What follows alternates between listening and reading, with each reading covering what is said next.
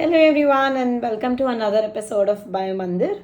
So today we will be talking about a topic which is one of the most important, the most favorite topics जहाँ से exam में question बनते हैं but काफ़ी बार students find it difficult to remember it कि कितना पढ़ना है कहाँ से पढ़ना है. So this is a little video on the topic and the topic is geological time scale. So talking about geological time scale, सबसे पहले हम बात करेंगे how do we remember era. So there is this dialogue please pay my children, जिसमें P stands for Precambrian period, another P for P stands for Paleozoic, M for Mesozoic and C for Cenozoic. So once you remember, please pay my children. This is for era and you can remember 4 of the eras.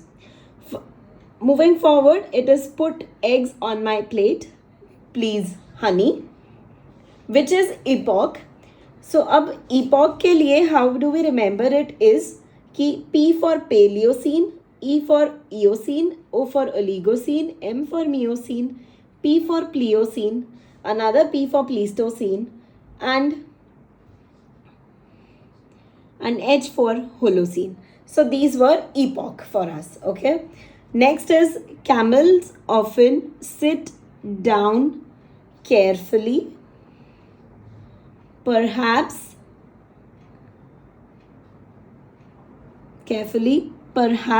their joints creek. So yeah, Cambrian, Ordovician, Silurian, Devonian, Cretaceous, Carboniferous, Permian, Triassic, Jurassic and Cretaceous. ठीक है, now we talk about जो दूसरे topics हैं उनके बारे में. Cambrian, most marine invertebrates का phyla इस टाइम पे निकला था. और क्या हुआ था? Maximum diversification of life and first fungi evolved here. Second thing, Gondwana land mass यहाँ पे अवेलेबल था. Second we come to Ordovician. Camels often sit down carefully वाला चल रहा है. Ordovician, first jawless fish vertebrates यहाँ पाए गए थे. फर्स्ट जॉलेस वर्टिब्रेट्स पाए गए थे. एकाइनोडर्माटा, डाइवर्सिफिकेशन देखा गया था. इसको एज ऑफ इनवर्टिब्रेट्स बोला जाता है बिकॉज यहाँ पे इनवर्टिब्रेट्स सबसे ज़्यादा पाए गए थे एंड पहले जॉलेस वर्टिब्रेट्स आने लगे थे. यहाँ फंगाई और ब्रायोफाइट्स भी कॉलोनाइज करने लगे थे लैंड को. तो now plants have moved to the land part. Next up is Silurian. अब ये सिलूरियन के अंदर क्या, सो सिलूरियन के अंदर देर आर थिंग्स लाइक साइलोफाइट्स जो है ये इवॉल्व हुए थे यहाँ पे. नेक्स्ट जॉ वाली फिशेस, पहले जॉलेस फिश आई थी, अब इसमें जॉ फिशेस आ गई हैं. और फिश के बाद आर्थ्रोपोडा. सो पहला arthropoda terrestrial, proper terrestrial animal देखने मिला था, ऑर्गेनिज्म. ट्रेकियोफाइट्स जो कि पहले लैंड प्लांट्स थे वो भी यहाँ देखने मिल गए थे. हमने देखा bryophytes started shifting to the land mass and इस पीरियड, इस इपॉक में आते आते ट्रैकियोफाइट्स फर्स्ट लैंड प्लांट्स बन चुके थे.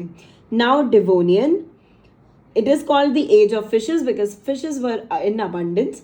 यहाँ सीड प्लांट्स पहली बार देखने मिले थे on the land along with earliest amphibians यहाँ पे देखने मिले थे जो प्लांट और लैंड, जो पानी और लैंड दोनों पे रह सकते हैं कुछ अपने पर्टिकुलर टाइम पीरियड में.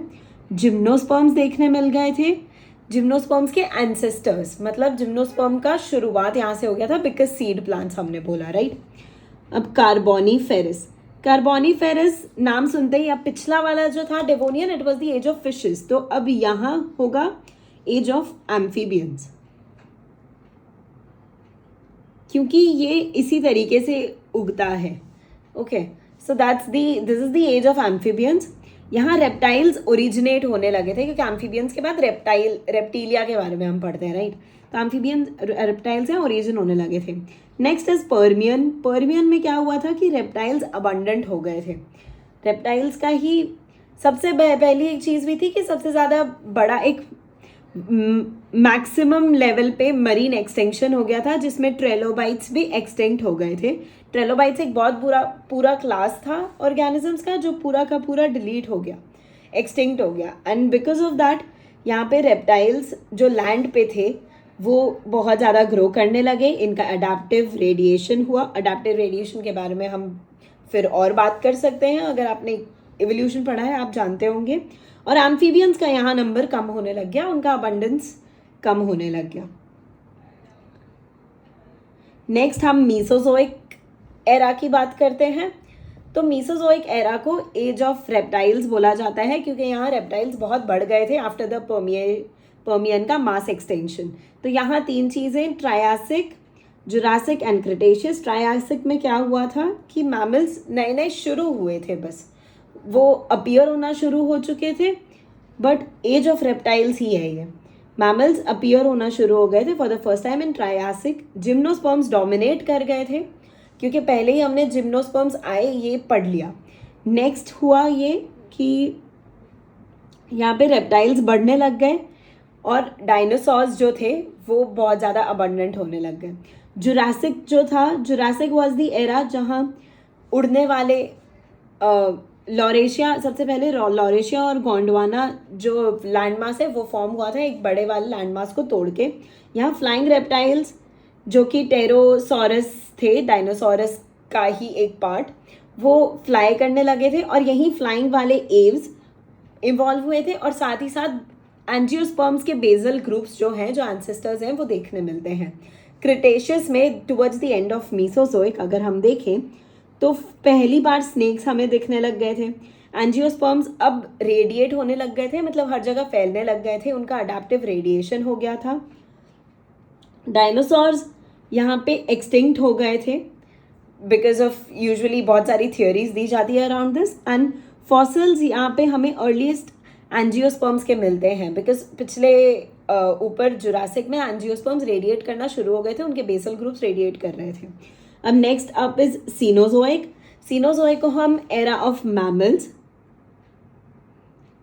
बर्ड्स, इंसेक्ट्स एंड एंजियोस्पर्म्स कहते हैं. एंजियोस्पर्मिक प्लांट्स का एरा कहते हैं सीनोजोइक को. तो यहाँ पे 2 पार्ट्स में ये डिवाइडेड है, टर्शरी एंड क्वाटरनरी. टर्शरी वाले जितने भी हैं, put eggs on my plate please Honey वाला जो पार्ट है दैट इज टर्शरी. तो पेलियोसीन, फर्स्ट लार्ज मैमल्स यहाँ देखने मिले थे. रेडिएशन हुआ था, रेडिएशन एज इन फैलने लगे थे पॉलिनेटिंग एजेंट की थ्रू से. पॉलिनेटिंग इंसेक्ट्स और मैमल्स के थ्रू अलग अलग जगहों पे बहुत सारे पौधे चले जाने लगे थे. पॉलिनेशन बेसिकली होने लग गया था पॉलिनेटिंग एजेंट्स के थ्रू. Next is Eocene. यहाँ पे डोमिनेंस हुआ था एंजियोस्पर्म्स का. यहाँ पे अब एंजियोस्पर्म्स मैक्सिमम पे थे और जिम्नोस्पर्म्स काफ़ी कम थे इन दिस एरा. ओलिगोसीन के अंदर प्राइमेट्स ओरिजिन करने लग गए थे और मैमल्स अब डोमिनेट कर रहे थे इस अर्थ को. Followed by Miocene. अब मियोसीन में क्या था कि होमिनिड्स या फिर जो एंसेस्ट्रल अर्लीस्ट ह्यूमंस जो है, जो डायरेक्ट रिलेटिव्स हैं ह्यूमंस के, अर्लीस्ट डायरेक्ट ह्यूमन रिलेटिव्स, ये मियोसीन में देखे जाने लगे. उसके बाद Pliocene. Pliocene is bipedal humans पहली बार देखने मिले यहाँ पे हमें, बाइपेडल फॉसिल्स मिले. अब अफ्रीकन एप मैन जो था वो कनेक्टिंग लिंक की तरह सर्व कर रहा था. जो प्लियोसीन में जिसके फॉसिल्स मिले हैं अफ्रीकन एप मैन के, वो कनेक्टिंग लिंक है हमारा एप और मैन के बीच में, इसीलिए उसे अफ्रीकन एप मैन बोला जाता है. बिकॉज पूरा जो होमोसेपियंस निकला है that is from Africa. Quaternary के अंदर जो पीरियड्स आते हैं वो हैं प्लीस्टोसीन.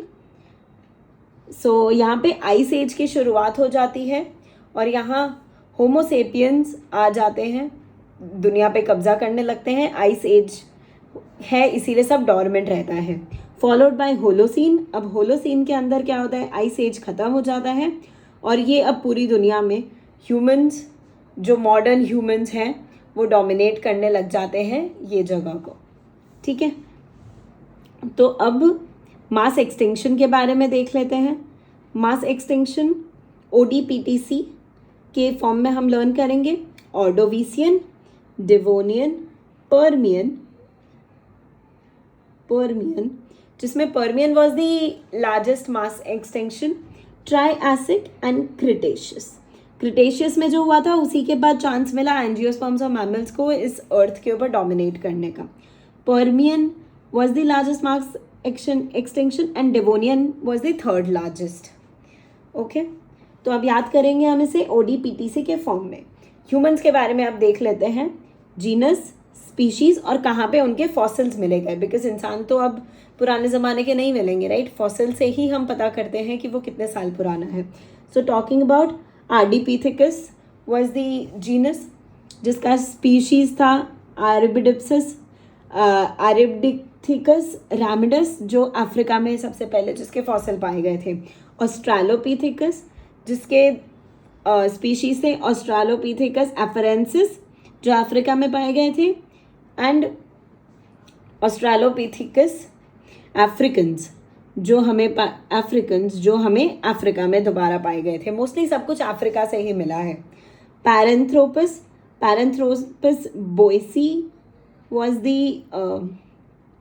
बोइसी वॉज द स्पीशीज़ का नाम, जो हमें अगेन अफ्रीका से मिली है।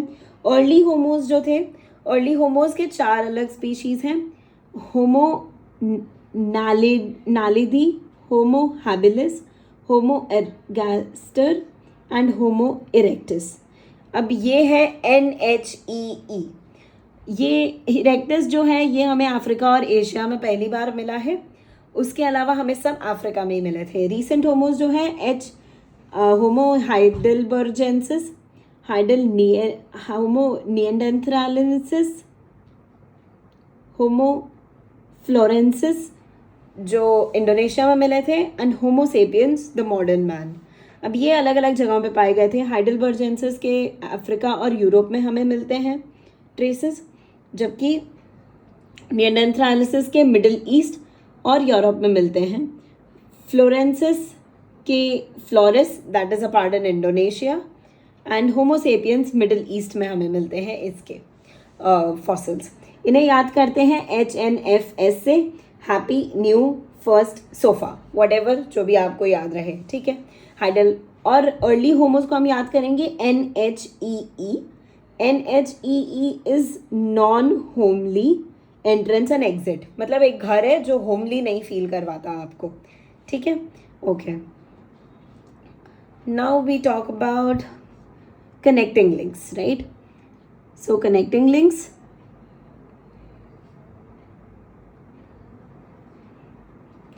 ISALC और यहाँ B, इसका मतलब क्या? इक्थियोस्टेगा, which was a connecting link between fish and amphibians. सेमूरिया, यहाँ से फिर आता है आर्कियोप्टेरिक्स एंड लिंकॉप्स, लाइकनॉप्स। फिर उसके बाद एक साइनोग्नाथस एंड बेसिलोसॉरस। अब ये किसके बीच में कनेक्टिंग लिंक्स है, हम ये बात कर लेते हैं। तो इक्थियोस्टेगा, जैसे हमने बोला फिश और एम्फीबियन के बीच में, अब एम्फीबियन के बाद रेप्टाइल आता है, तो एम्फीबियन रेप्टाइल के बीच में सिमोरिया। आर्कियोप्टेरिक्स रेप्टाइल और बर्ड के बीच में, लिंकॉप्स रेप्टाइल और मैमल्स के बीच में। ग्नाथोस is mammal like reptile and Basilosaurus जो है ये एक्वाटिक मैमल के टेरेस्ट्रियल एंसेस्टर्स हैं। ठीक है, तो that is the connecting link, इनके बीच का connecting link. F was for fish, A is for amphibians, B is for birds, M is for mammals, and R is for reptiles. Okay, so this is how we learn even the connecting links. And बहुत ही ज़्यादा जल्दी summarize कर दिया, but the main aim of this lecture was कि epoch और period आप याद कैसे करें, इससे आप यूजुअली आपने देखा होगा क्वेश्चन का ट्रेंड इस तरह रहता है कि पहले तो आप करेक्ट ऑर्डर बताएं। तो ये 3 चीज़ें आपको याद कर लेनी है। अब आपने जितनी बार जियोलॉजिकल टाइम स्केल पढ़ेंगे आपको उनके फुल फॉर्म्स जैसे सी से कैम्ब्रियन है ये आपको याद आता जाएगा, बट आपको ये एक फॉर्मूला और फिर उसके बाद जैसे ओ फॉर ऑर्डोविशियन होगा इतना आपको याद रखना होगा, बिकॉज यहाँ पी बहुत बार रिपीट हो रहा है, प्लियोसीन, प्लीस्टोसीन, पेलियोसीन। तो आपको ये थोड़ा एक अंदाज़ा रखना होगा, but the more you revise the more it will get clearer in your head कि कौन से में क्या है। नेक्स्ट हमने यहाँ डिस्कस किए थे कुछ पॉइंट्स जहाँ पे हमने बात की कि अलग अलग जितने भी एपॉक थे, जितने भी पीरियड्स थे, उन सब में क्या क्या क्लासिक इवेंट्स हुए जो क्वेश्चन में पूछे जाते हैं। There are numerous events. हर जैसे आप कैम्ब्रियन की बात करो तो कैम्ब्रियन में 25-30 इवेंट्स हुए होंगे, बट जो क्वेश्चंस में पूछे जाते हैं मैंने वो 4 ही लिखवाए हैं, 4-5 ही लिखवाए हैं। सो मैंने पर्सनली किस तरह याद करा था अपने एग्जाम में वॉज कि कैम्ब्रियन के बारे में अगर बात हो रही है मैं एक नोटबुक में नोट कर लेती।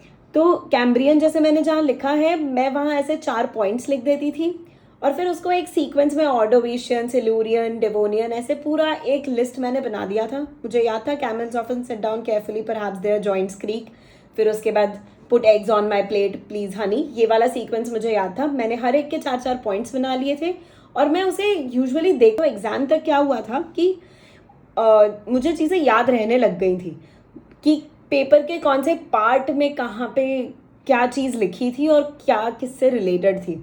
ऑल्सो इसमें एक और जनरल ट्रेंड ये देखने मिलता है कि जैसे आप के बाद थैलोफाइटा वाला एक मॉस वाला जो पूरा एरिया है वो एक क्लास आता है, उसके बाद ब्रायोफाइट्स। तो ब्रायोफाइट्स जिसमें तो पहली बार जहाँ फंगाई दिखा वहाँ तो ब्रायोफाइट्स डेफिनेटली नहीं आ सकता था, बट जहाँ फंगाई डोमिनेंट हो गया था वहाँ ब्रायोफाइटा आ सकता है। जहाँ ब्रायोफाइटा डोमिनेंट हो चुका है वहाँ जिम्नोस्पर्म्स, टेरिडोफाइट्स की बात हो सकती है। जहाँ टेरिडोफाइट्स अबंडेंट हो चुके हैं वहाँ जिम्नोस्पर्म्स या सीड प्लांट्स की बात होगी, राइट।